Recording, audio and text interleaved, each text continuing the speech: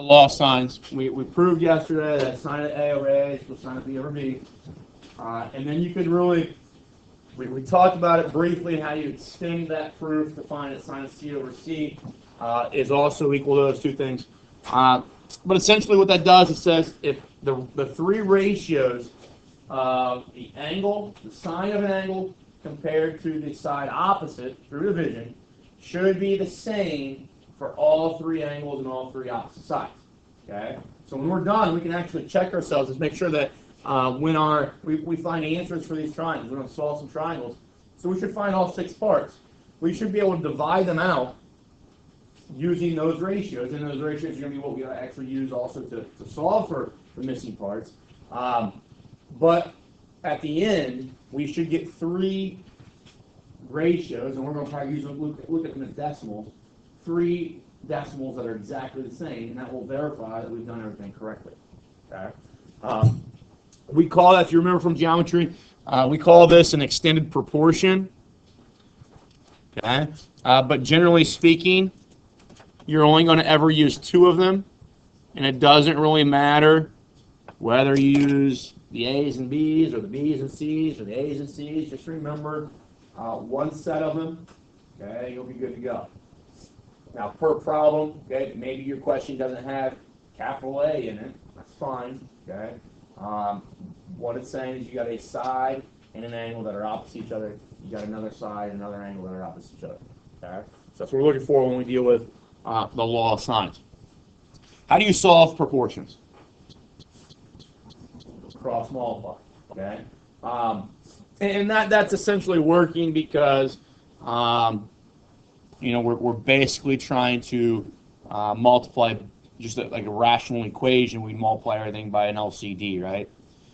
Well, we generate the same thing when we cross multiply with a proportion. What I want you to understand is be careful with proportions because it's by definition one ratio equal to another ratio, and people see maybe a sum of ratios on one side and one ratio on another side, and want to use proportions again and want to use cross multiplication. You can't do that until you have one ratio equal to one ratio. Is that all right? So just it's not an issue right here in this this section. I don't think you'll ever come across that, but just generally speaking for mathematics with rational equations, that kind of stuff, just be careful with it. So we got a couple examples here. It says solve the triangle. Now, obviously, it's going to benefit you to draw a sketch of this thing. Doesn't have to be a great sketch. Doesn't have to be to scale. It's just to organize our information so that we put in the right ratios. So I'm going to let's let that be A, that be B, and that be C. Again, yours doesn't have to match mine. But this would be lowercase b, lowercase a, lowercase c, right? And now just plug in the values that we know for those things. We've got A to be 75 degrees. B is 60 degrees. And lowercase c is 340 degrees. Or not, sorry, 340. It's a length, so I don't know what units they're using there, but okay. Now, what, and you might be able to remember back to geometry, I kind of explain it this way. There's actually a set of triangles, and it would take me a minute to actually write the set down to recall which ones we can use the law of sines for. Okay? When it's a non-right triangle, you can use the law of sines or the law of cosines. Obviously, cosines we haven't learned yet. We're talking about yet. What I always try to do is always try to look see if there's information that fits the law of sines. If I've got information that fits the law of sines, great, I'm going to use it. And if it doesn't fit the law of sines, then guess what it fits? Law of cosines. Okay, so I don't remember which ones are which because there are rules that say law of sines works for angle side angle. Okay, would you guys agree that's angle side angle? If I look at my picture of parts that they've given me, okay, they give me angle A, they give me side AB, and they give me angle B. Those two angles sandwich aside, right? So that's an angle side angle. So angle side angle will always work for law of sines. And there's other ones, okay? side, side, side will always work for law of cosines. Okay, but there's, we know there's side, side angle, there's angle, side angle, there's side, angle, side. Okay, there's a lot of different orientations of parts, right? I'm not going to waste my time in my memory and trying to memorize those. I'm going to know my two formulas, and I know law of sines is always the easier one to use. So I'm going to try to fit, every time I see one of these things that's a non-right triangle, I'm going to try to fit the law of sines. If I can, then great, I use it. If not, I turn to the law of cosines. Okay? So, that being said, when they say solve the triangle, they're asking you to find all missing parts. So I got to find angle C, side A and side B. Okay? So I'm going to use this. I'm going to say sine of an angle over the opposite side is equal to sine of another angle divided by its opposite side divided by sine, or equal to sine of C divided by its opposite side. Now I'm only going to use two of those three, but I'm going to look at this, and they do give me these two angles, right? So if I started to fill things in using those two angles, I'd have sine of 60. Don't write this down.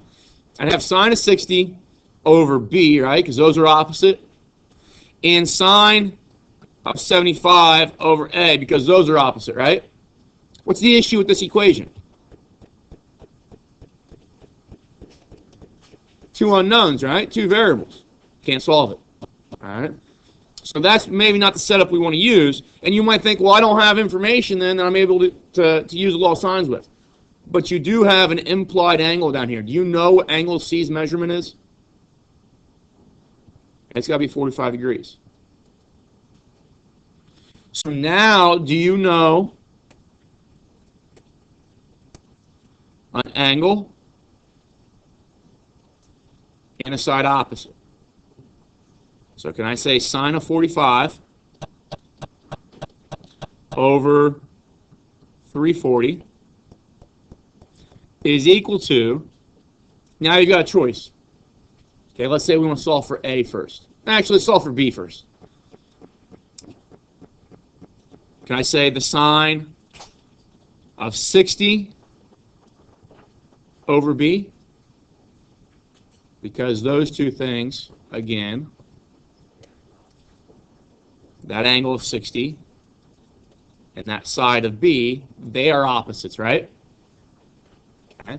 And now when I set that up, how do I know that works? I'm left with one unknown, one variable. I can solve for B by cross multiplying.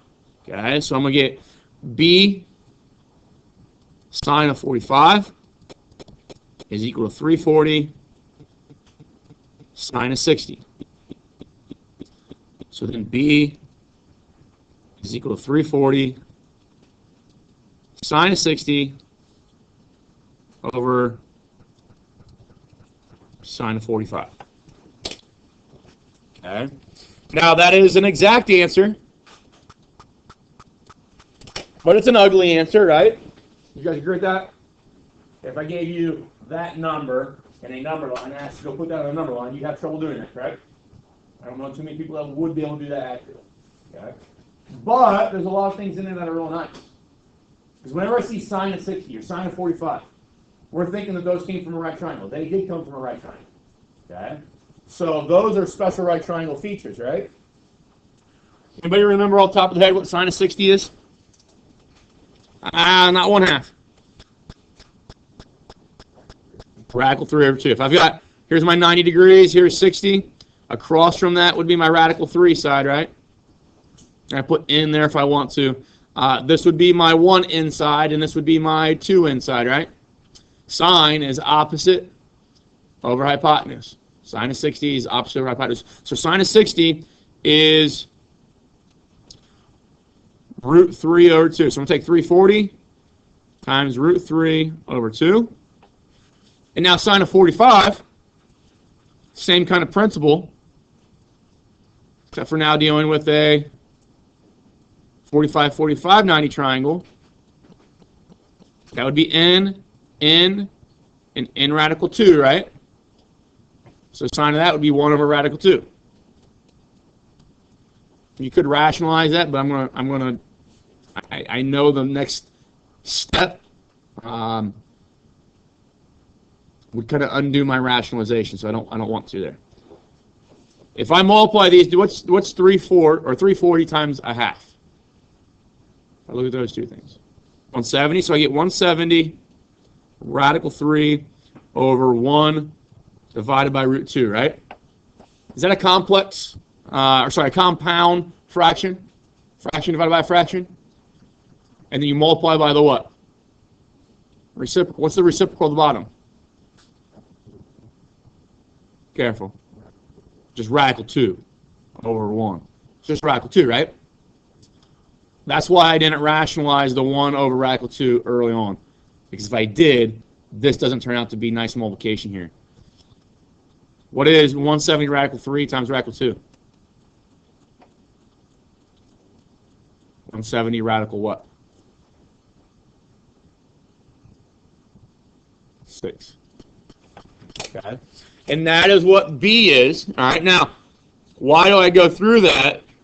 There will be times where they ask you to use the law of sines, law of cosines. The values they give you are nice values like 60, 30, 45, and so forth, that you can leave an answer as an exact answer like that. Okay. That's obviously a lot nicer than 170 radical 6. A lot nicer than 340 sine 60 over sine of 45, right? Well, my argument is if I gave you that number and a number line, many of us are probably not going to get it to the right spot, right? Okay. So, it's going to be a little bit bigger, radical 6 a little bit bigger than 2, right? Okay. Somewhere between 2 and 3. Probably closer to 2. So let's go ahead and evaluate that. So, to get a rounded answer, if I take 170 root 6 gives me 416. Okay. But if I would have taken 340 sine of 60, so order of operations is going to do those two things together, right? It's going to do that multiplication first, and then it'll run through. So to evaluate that, store that number, and then it'll run through this division of sine of 45. So there I know I don't need any extra parentheses in the numerator or denominator. We have talked in the past, though, if you want to put your numerator in its own set of parentheses all the time, feel free to do that. It's not going to mess anything up. You can put your denominator in its own set of parentheses all the time. It's not going to mess anything up. Okay? It's actually a very safe thing to do. And I get the same number, right? Okay? So that tells us that we've done this simplification correctly. But the reason I went through that simplification is that there will be times where they ask you to do that. You need to have that ability. Okay? Now, it'll be more in Chapter 6 and Chapter 7 that they ask us to do that, in Chapter 8, 9, and 10. But I want to build that skill now so we can focus on the concepts later and not the algebra. Okay? So that's B, right? Can I go through then and do the exact same thing and try to solve for A? All right. Now here's the thing that happens with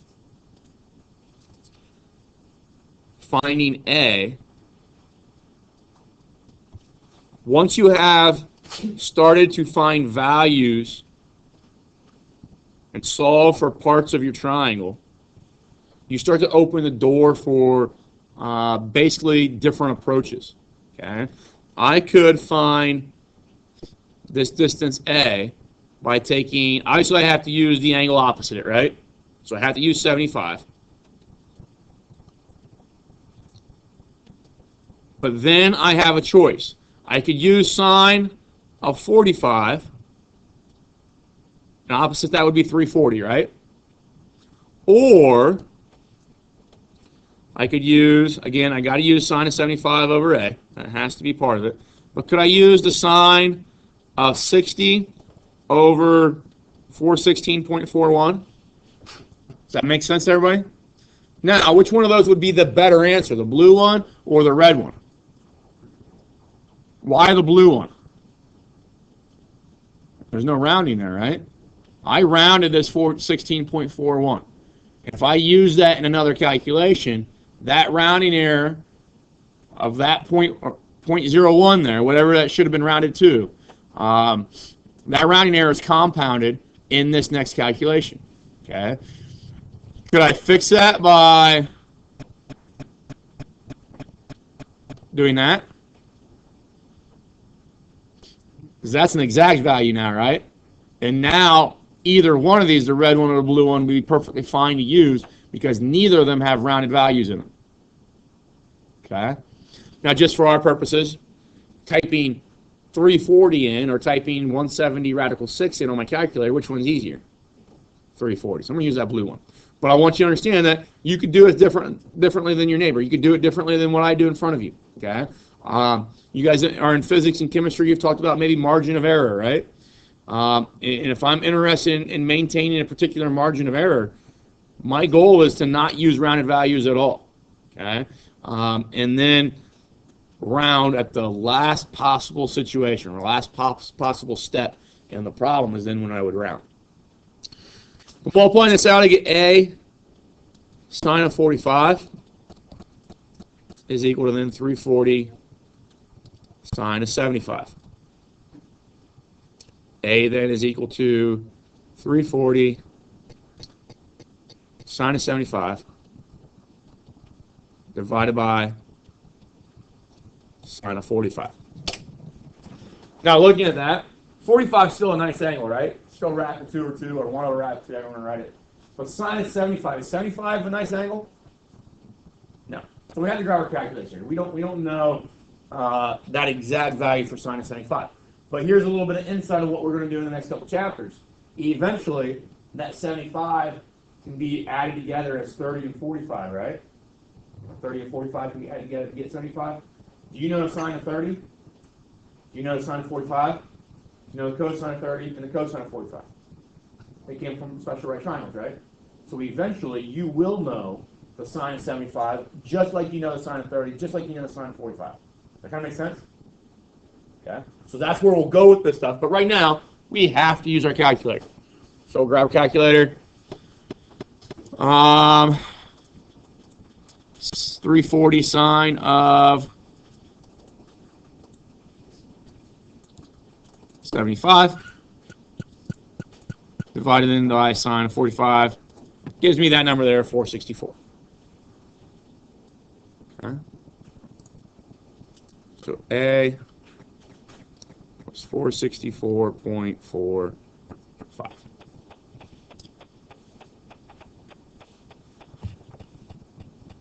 Hopefully this is something we've done in the past. Feel maybe a little bit more comfortable with maybe some of the other stuff we've done. But I want to check this. I want to make sure that this all works. Because what we're saying here is that this extended ratio is always true, no matter what triangle we're dealing with. So we should say that the sine of A over A, lowercase a, should equate to the sine of B over lowercase b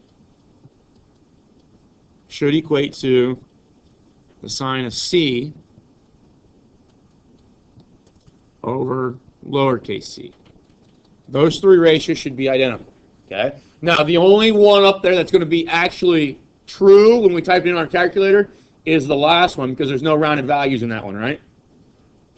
But we should still be able to kind of decipher things and make the argument that, yes, these three things are the same. So I'm going to type in sine of 45 divided by 340. And that is the true ratio that all three of these should come out to all the way up to that last decimal. Okay, I don't know if that's really an 8 or it was a 7 that got rounded up. Okay, but now I should be able to type in the other ones. Should be able to type in sine of 60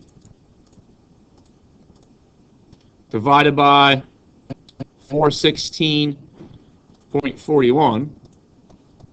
Hit enter. And you notice that number's pretty close to being the same thing. Out to that 7, they're the same, right? So we're going to make the argument that those two ratios are equal. Okay, and this difference over here of the 421 and the 258, and that difference comes from just that rounding error that we had occurring with that 1. Then we do the same thing with the other one. sine of 75, and then 464.45.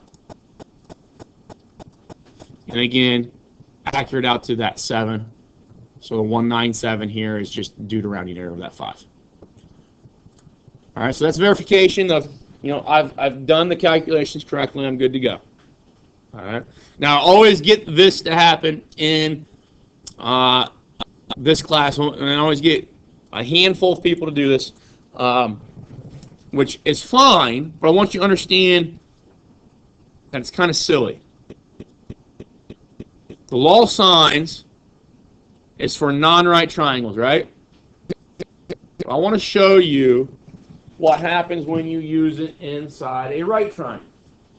Let's say that I have like 40 degrees here. Let's say that this is 10. Let's just call that H. Okay. Now, if you were going to use any trigonometry that we know so far, you would use SOHCAHTOA, right? You would use sine of 40 is equal to opposite over hypotenuse, correct? Okay. I want to show you why that is the exact same thing as dealing with law of sines here, and why that is easier than law of sines. If I was going to use law of sines with a right triangle, I'd have sine of 40 over 10, right? 40 and 10 are opposites. What's the other angle that I know there? Sine of 90. And you would put that over h, right? You would cross multiply. You get h sine of 40 is equal to 10 sine of 90. Now, most times if you're solving for h, you would divide both sides by sine of 40, right? I'm going to divide both sides by h, just so I can get this thing into a format that we can compare to what I've got up here in blue. Okay? They're different, aren't they? What I've got in blue here and what I've got in red down here. Anybody know what sine 90 is? Sine of 90 is 1. So when that goes to 10 times 1, do I have the exact same thing up here? So that's the argument that makes it or forces us to think or use SOHCAHTOA instead of the law of sines. Is that right? I get people every year to waste, and in a question like that, they spend 2, 3, 4 more minutes than what they need to on that question because they're trying to decipher the law of sines. Okay, that's a strictly SOHCAHTOA type question. All right. Just keep that in mind as we work through. All right, so here's another one to solve this triangle. How about I give you guys a minute to do that on your own?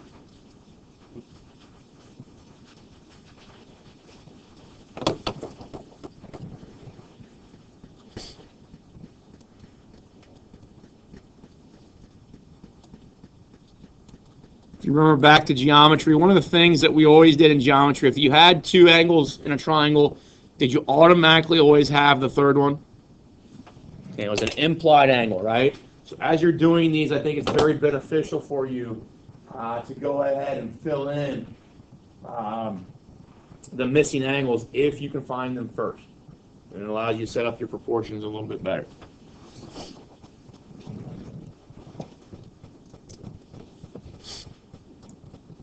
Think about, as you guys are doing these, the way I've written it up there so far, I just wrote down all 3 ratios, right? And I know they're all equal. And then deciphering which ones I use, I want to pluck out 2 of them that leave only one unknown, right? So if I look at the first 2 that I have up there, sine of 20 over A and sine of 135 over B, I know those 2 I don't want to use, right? So I use those 2 alone, I've got A and B in the equation, that's proper.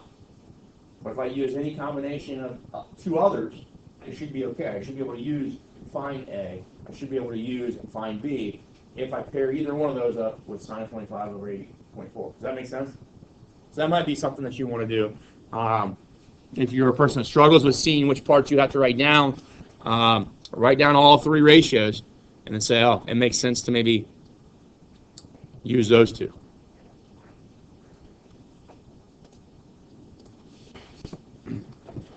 All right, so if we look at my three ratios up there that I use, and then the first one there on the left, finding B, I use these two ratios here. Sine of 135 over B is equal to sine of 25 over 80.4. Cross multiply, get this, and divide both sides by sine of 25, right? Okay. I then decided to use sine of 20 over A and sine of 25 over 80.4, okay, because those are two that incorporate absolutely no rounding, right? So I get to this ratio here. Now, just because I've done enough of these and you guys are going to get the same kind of mind frame, I'm not going to write out the product of the extremes, the means, the cross products, because I can see in my head that I'm going to get 80.4 sine 20 on one side, and we get A sine 25 on the other side. I need to get A by itself, so I know sine 25 needs to come to the denominator. So I do a lot of that kind of foreshadowing, predicting what that thing's going to look like in my head, and save myself from writing things down. Okay. Do you guys agree with those two ratios? All right. Now, obviously, the next thing we're going to want to do is grab our calculator, because none of these numbers are really nice. 135 is not too bad of a number. It's going to be the same thing as sine of 45. But sine of 25 is ugly. Sine of 20 is ugly. So we will grab this and see what these things look like. So 80.4 sine of 135 divided by sine of 25. You 134.52 for a B. Okay. When you're using your calculator, you got to evaluate a lot of these things. Use your second enter key, because then you can go through and just, usually they're the same format, so this 135 needs to change to 20, and then the 25 stays 25. So hit enter, is 65.06. Okay. Now, if you wanted to, you go back up and say, okay, well, sine of 20. We now figured out that A was this 65.06 number. B was the 134.52 number. And I should be able to divide those out, get a decimal, divide those out, get a decimal, divide those out, get a decimal, and they should all be the same, right? To a particular degree, all right, in regards to how we rounded these two. We're all on the same page here? All right. Now, what always happens with the law of sines is we get this thing. Okay, and this is generally speaking, this is the one that people hate. Therefore, what do a lot of math teachers do on tests and quizzes? They put this one on there, right? Okay. It's called the ambiguous case. You guys know what ambiguity means? Or what it means for something to be ambiguous? It's vague. It's vague, okay? Left open to interpretation, okay? Let's say that I tell you I have a friend named Pat. You know anything about Pat? Huh? What? We do not know what my little name. Oh, is it? Okay. We don't know Pat, right? Pat is a kind of a gender neutral name, right? Could be a guy, could be a girl. You see it both. So there's ambiguity there. Does that make sense? So sometimes with the components that are provided for a triangle using the law of sines, we might actually end up with two different triangles. Okay? The way I remember this, okay, and I told you earlier, is that I don't try to memorize the arrangement of parts for the law of sines and the law of cosines, right? I don't remember that. Angle side angle works for law of sines, but we don't use that for law of cosines. I think that's too much to think about. Okay. The one thing I do remember though is the orientation that the ambiguous case is designed with, okay, or shows up with. Okay. And it's the side-side angle situation. Now I don't remember a side-side angle because it's still a little bit harder, but this question's a pain in the butt, right? What do you get when you change side-side angle and you reverse it? Angle side-side. Get it? Pain in the butt? Okay? So, when you get angle side-side, everybody on the same page? Everybody seeing that?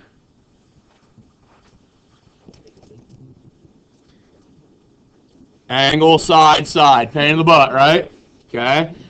So, When you see that arrangement of parts, you know you've got extra work to do, okay? So, given the parts down here, okay, we see that this is an angle provided and two sides that are provided, right? And they're in that order where the angle is outside the two sides, right? In geometry, we call it an included angle or an excluded angle, okay? That 45 is excluded. It is not between your two sides, okay? So angle side side or side side angle means the exact same kind of orientation of parts. Here's the ambiguous case. I'm going to show you kind of a picture here. We've got right now this situation where I've got these or this triangle, and I can create, multiple different angles here. I can change side lengths, but let's do one that's kind of ridiculous. Maybe they give us these parts. Okay. If I'm given this angle, given this side of 7, this side of 1.8, I don't have a triangle yet because my triangle needs this 43 degrees sets off this ray right here, right? Or determines that ray. And I need my third side to intersect that ray to have a third angle and a third side defined, right? Well, if I rotate this to try to intersect that, will that ever intersect? No. Okay? So there are maybe situations where we don't have any triangles at all designed or be developed from the law of sines or with the components of angle side side. But there are also times where we do intersect here. Okay? Let's actually make it intersect over. So we do intersect there, right? And now you would see that if I close this dotted line off up to that point E, we would have a triangle, correct? Okay? But I could swing this thing over here, and maybe we intersect that line again, but we don't. Does that make sense? So we only get the one triangle. That's the one triangle we get. But there are times, and this is what we got to check for, there are times where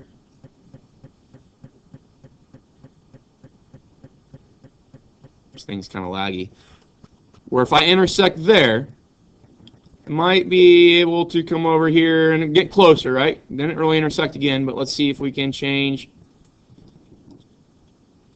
We intersect there, right? Come back through. Do we intersect again right there? So you see that triangle there, but you also see that triangle there, right? Okay. So we got to figure out how do we determine those two triangles. Right now, when I intersect right there, I get those two angles, right? So the law of sines for the components that were provided is going to get us this 58.13, okay? It will not get us directly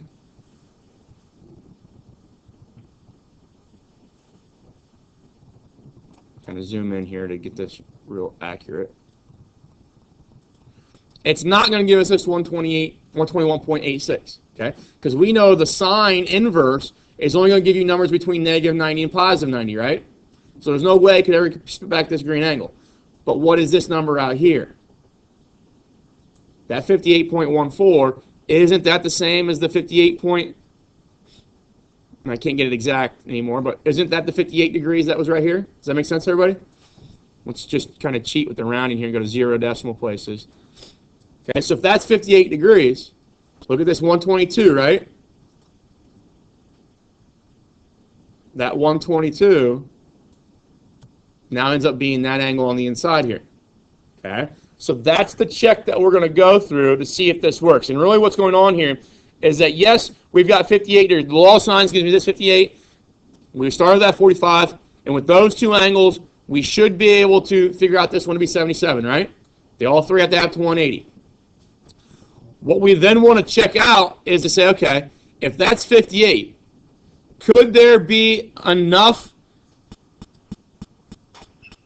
angle measurements left over when this angle inside is 122, which is the supplement of that 58? When that angle is 122, do I have enough left over to make this angle up here? Okay, and that's really the question that we're being asked with the ambiguous case. In this case, we do. 45 plus 122 gives me leftover for this angle up here. All right, and that would develop our second triangle. Is that doable for everybody? So what we're going to do when we do the ambiguous case is simply find this angle here, a 58. We'll subtract that from 180 to get this supplement over here, and we'll see if that supplement added together with this defined 45 will be less than 180, because if it is, then you've got leftover for that angle up there. All right. So we're going to do an example of one that is the ambiguous case and one that is not. This one is not the ambiguous case. This one will not work. But we got to check. We don't know by looking at these values whether it will or not. So I'm going to say the sine of 45 over 7 radical 2 is equal to the sine of b, capital B, over 7. Do you guys agree with that? Now this is a case when we're doing the ambiguous case, when we have angle side side, we are solving for an angle measurement. So we will eventually be using our sine inverse keys. Okay. So cross multiply, I get 7 sine of 45 is equal to eventually 7 radical 2 sine of b, right?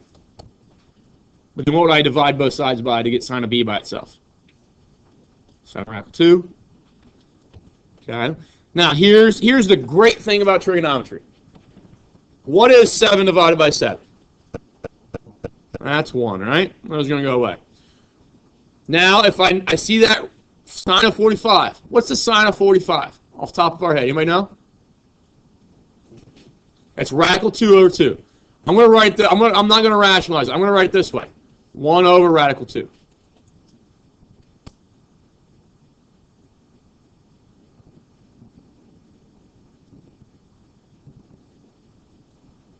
Okay. Now, I'm going to multiply by this reciprocal, right? If I multiply by that reciprocal, I get this, right? Does that make sense? Okay. What's 1 over radical 2 times 1 over radical 2? 1 over radical 4. What's radical 4? 2, right? So I just find that number, that was, what was it, 7 sine of 45 over 7 radical 2, simplifies to 1/2. Now, off the top of your head, from what we've done in the past, sine inverse of 1/2 equals sine inverse of sine b, right?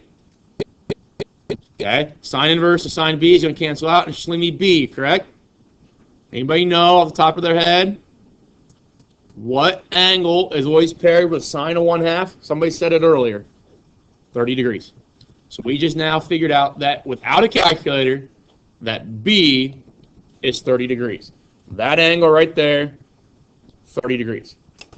Now, do I need to do it that way right now? No.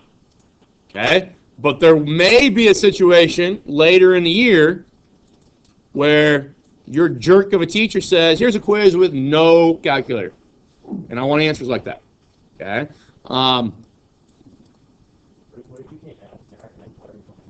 Then you shouldn't be in this class. Then you need to learn them. All right, so if I'm using my calculator, okay, what I would do with my calculator, I'd go second sine. I would cancel the 7s out, okay, because 7 over 7 is 1, right? We know that. Cancel the 7s out, and it would have given me sine of 45 over radical 2, correct? And I can type it in directly like that, sine inverse, and look for an angle, and I get my 30 back, right? Now, if you are a person that did not cancel the 7s out, see what happens here. If I put a 7 in there, and I put a 7 in there, and hit enter, I don't get the same answer everybody else got, right? Now, why did I get that 90?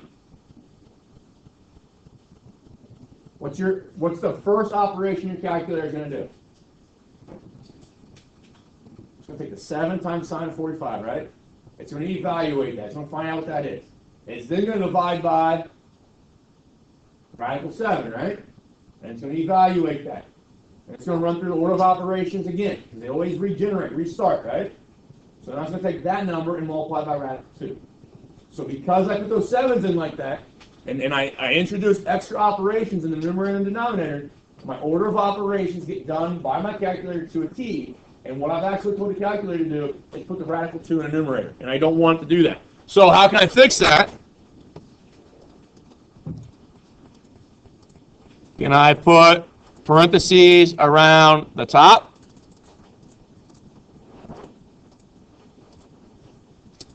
And parentheses around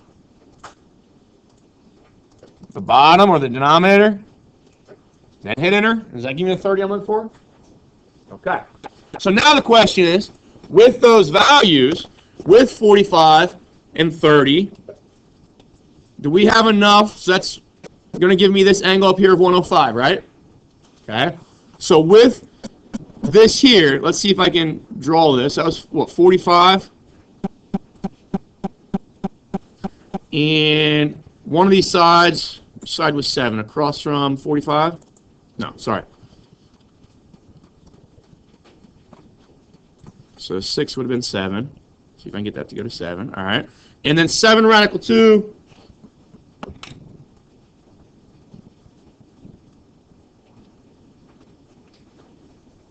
is, as a decimal, about 9.9. So let's see if I can get that thing out to 9.9. Close enough. Okay. We see then that I'm not really that close to 9.9, but there's the one angle. We had 30 degrees, right? But kind of arguing it to be 33. Will I ever create another triangle? No. Okay, there's no other triangle here. And the reason why is because if I take this supplement, so I'll take 180 minus 30 gives me 150, right? So that's the potential other angle. Well, if we're saying that this angle here could be 150, and this one's 145, that has 195, right? That blows up your triangle, correct? You don't have enough measurements for angle C to be left over. Okay? So that is showing that the ambiguous case is not a situation here. You have only one triangle, okay? And it's a triangle with this being a 30-degree angle. And now, to solve the triangle, you could use that information with the 105 as angle C, and you go solve for AB, right? Does that make sense? I'll do a video of the next example, and I'll make sure that gets posted as well as this one. Thank you, too.